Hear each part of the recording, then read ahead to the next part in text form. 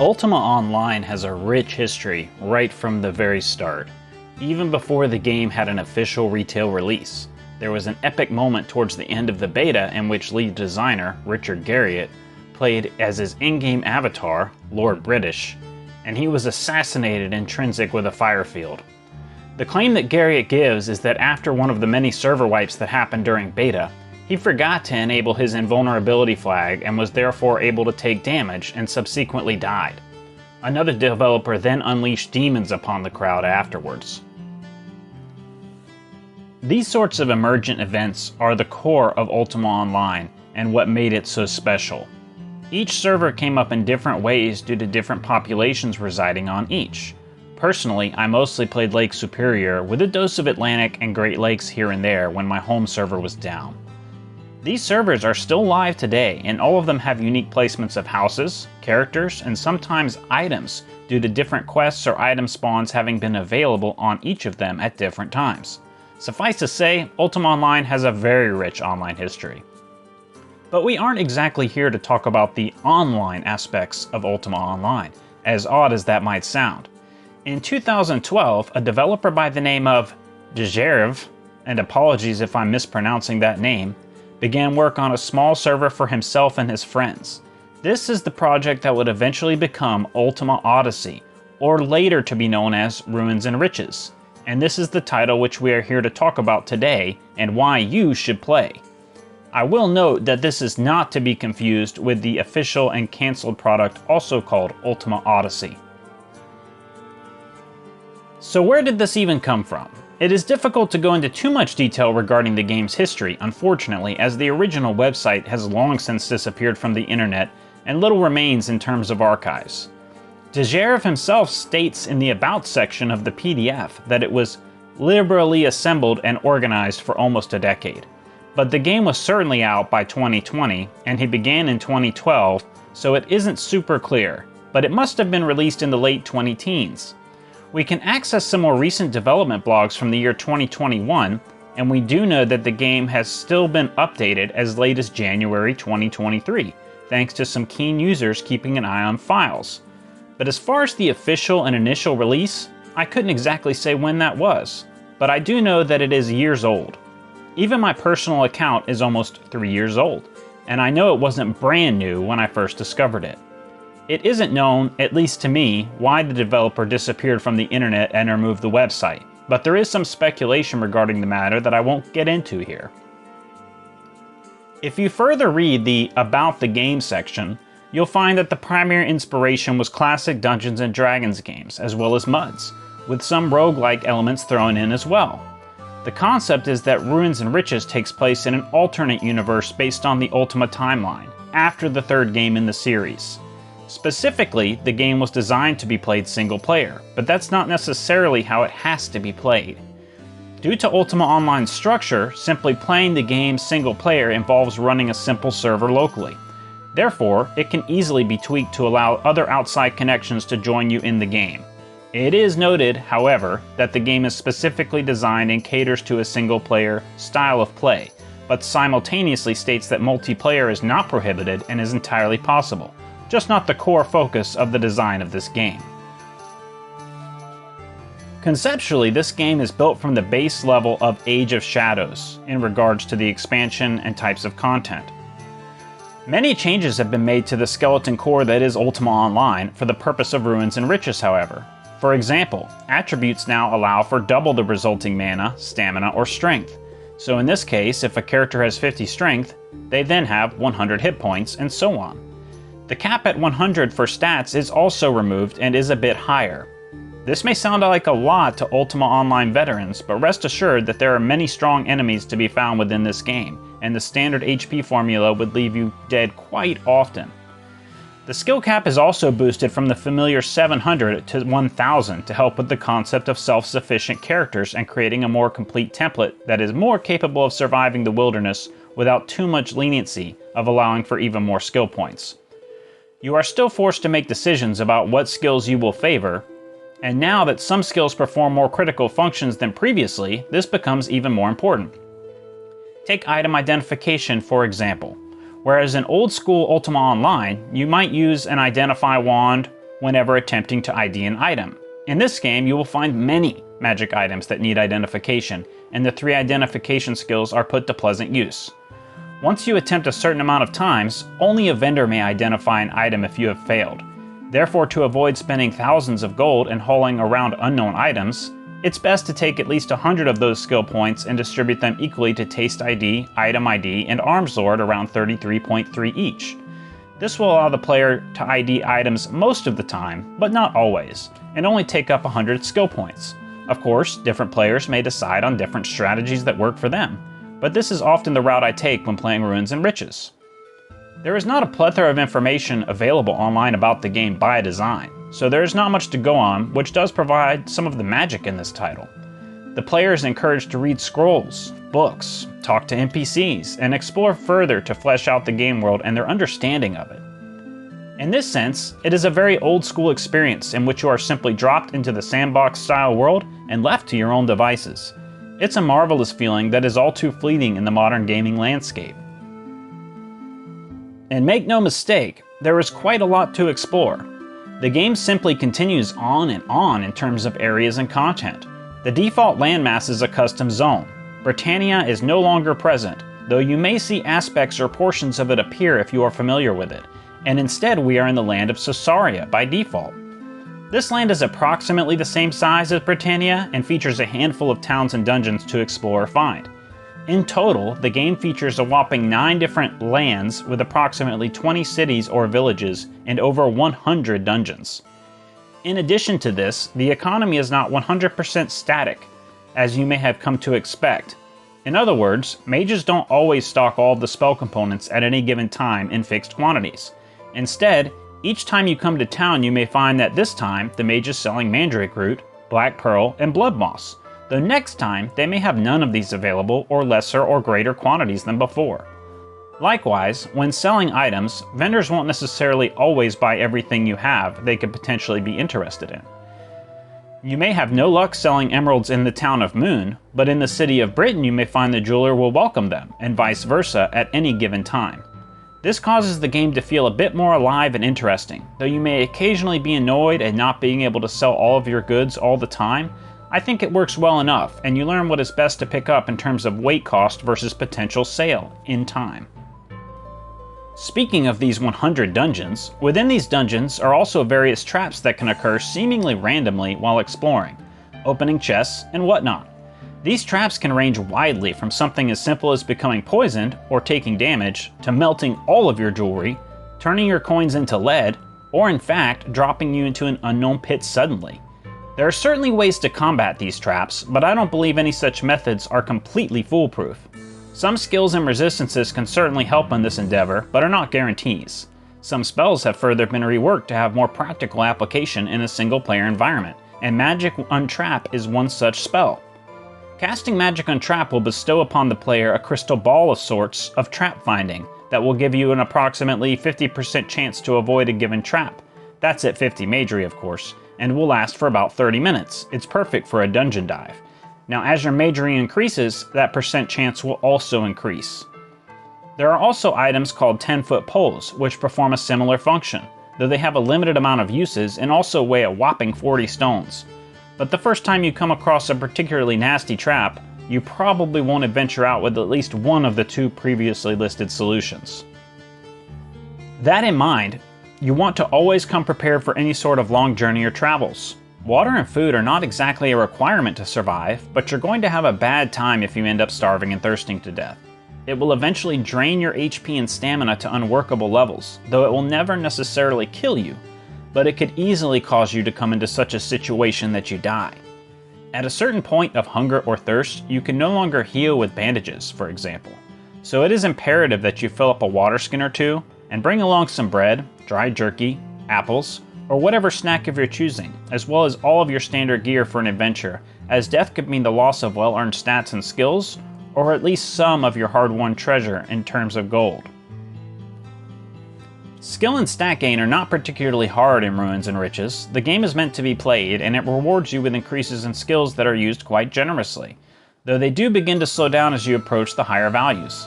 That said, you may not immediately be slaying skeletons at the graveyard on a fresh character in this game. It is entirely possible that you have to work your way up in the land near town fighting minor creatures in order to build up some of your skills first. The game is not easy to start, and there are many perilous creatures or enemies one can encounter not too far from the beaten path. Dragons and demons can spawn upon the overworld, so your best bet is to secure a mount one way or another and be fleet-footed as well as eagle-eyed when exploring. That said, once you begin to amass a decent skill set, you'll be surprised at what you are able to take on progressively. There is an in-game feature that explains each skill in a little more detail, and is highly advisable that players take a good look at this section in order to further decide which skills will be important to their build. Some aspects of particular skills are unique to Ruins and Riches, and it would do well to be aware of this fact when playing.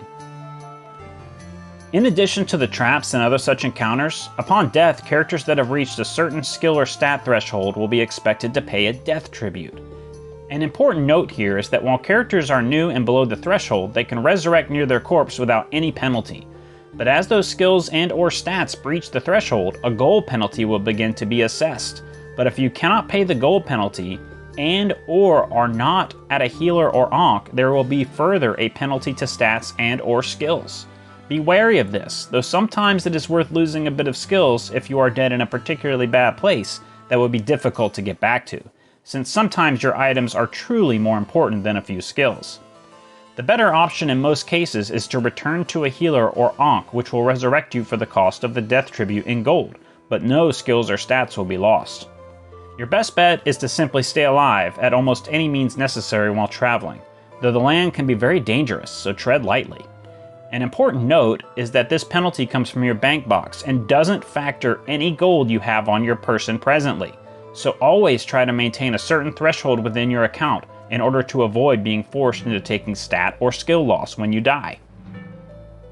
Character creation is not unlike Ultima Online in general, but once you've chosen your selected skills and stats, you'll be placed into a sort of star room with the Time Lord.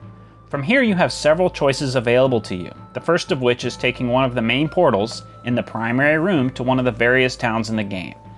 This is great if you're looking to start a new character and want to begin operating out of a completely different geographic area than the one you have made before, as each town has different dungeons nearby that you may not yet have explored. Further, there are 4 choices you can make to augment your experience even further, and each of these 4 rooms offers a book and a portal. The book will tell you in further detail about the choice you're about to make. The first of which is in the northeasternmost door from the main room, and it involves journeying to the elven lands of Ladoria. This changes nothing about your character inherently, but you will be placed in a completely different world with a completely different set of towns and dungeons. Not to mention overland spawn can be quite different in some cases. This area is considered to be a bit more difficult than Sosaria, and experienced players may find that they can travel between these 2 lands at will, once they have been discovered. Regardless, within you will find more often a challenging dungeon than you may in Sosaria, and the overworld spawn will also be a bit more difficult on the whole. This is recommended for players who have at least a foundational understanding of the game. Our second option, immediately south of the aforementioned room, is the option to play as the life of a fugitive. This is an even more challenging way to play, but in return you will have the ability to grandmaster up to 13 skills instead of 10, to help offset some of the disadvantages put upon the player for this path. Resurrection tributes will cost double in terms of gold. Therefore, you may choose to resurrect with skill or stat loss if you cannot afford to resurrect via the tribute. Further, fugitives will not be allowed to enter any civilized areas such as towns. I do believe there are exceptions to this, such as the instance and shared areas such as the bank, inn, and tavern, due to their important functionality. But entering a town proper will cause the guards to attack you immediately, and merchants will also do the same. The role-playing rationale behind this is that the fugitive is wanted for murder. If in your mind your character did not, then they refrained, the game will reason. There is at least one town that is acceptable for such murderers to venture to. The third option is the Orange Gate in the southwestern corner, the Savage Lands.